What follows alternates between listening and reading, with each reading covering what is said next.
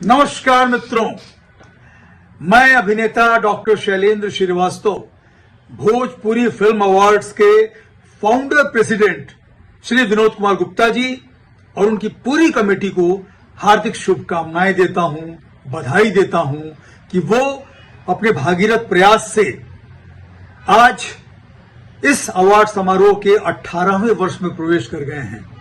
मेरी ईश्वर से प्रार्थना है कि एक दिन वो इसके सिल्वर जुबली मनाएं, गोल्डन जुबली मनाएं, डायमंड जुबली मनाएं और ऐसे ही आगे बढ़ते जाएं।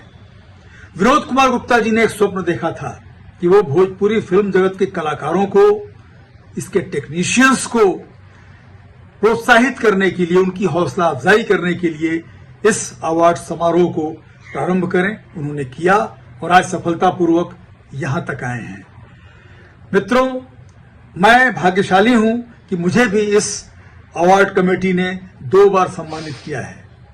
मैं इसके लिए गर्व करता हूं और ये कामना करता हूं कि जैसे मुझ अकिंचन कलाकार को इन्होंने प्रोत्साहित किया, भविष्य में और भी कलाकारों को और भी टेक्नीशियंस को सम्मानित करते रहें। ढेर सारी शुभकामनाओं के साथ नमस्कार।